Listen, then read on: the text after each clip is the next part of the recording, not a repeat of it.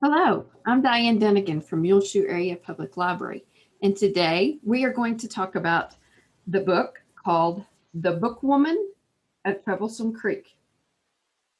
It was written by Kim Michelle Richardson. Goodreads gave it 4.23 stars, and I'm going to tell you the summary.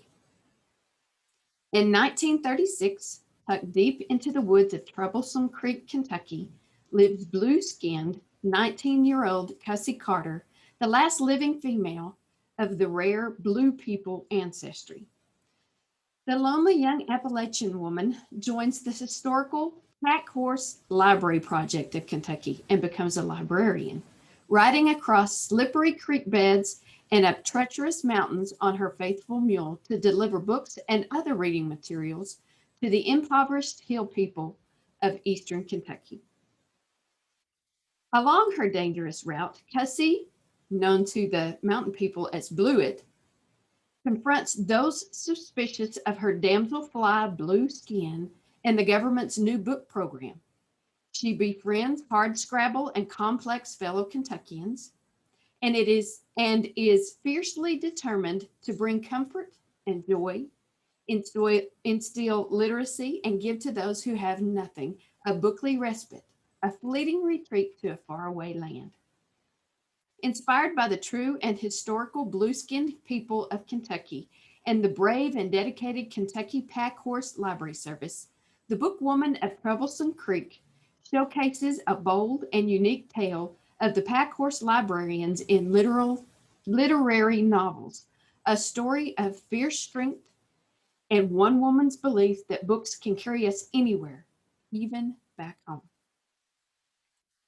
I gave this book 4 stars. I rarely ever give a book 5 stars, but I did love this book. Let me read from the first part of the book just to pique your interest. The new year was barely 15 years old in Troublesome Creek, Kentucky, when my pa adjusted the courting candle, setting it to burn for an alarming length of time. He was hopeful. He was hoping that 1936 was the year his only daughter, 19-year-old Mary Carter, would get herself hitched and quit her job with the Pack Horse Library Project, hoping for her latest suitor's proposal. Cassie, before your mama passed, I promised her I'd see to it that you got yourself respectability.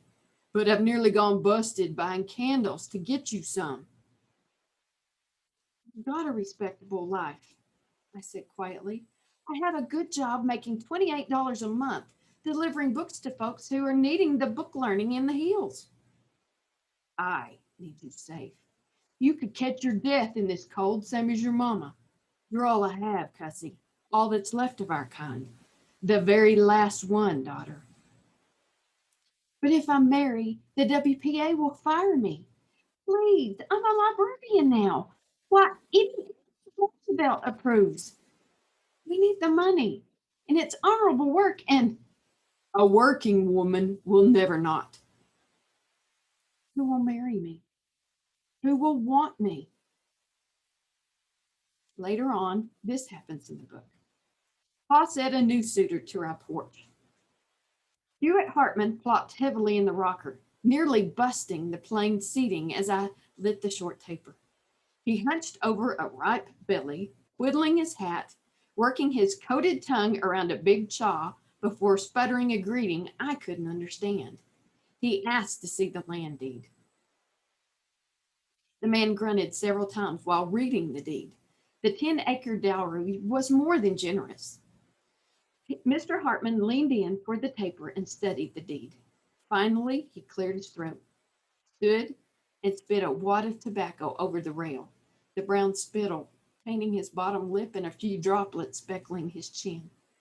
He picked up the courting candle and shoved it toward my face. Not even for all of Kentucky. His old rotted breath whisked through black smoke, taking mine. This book touched my heart.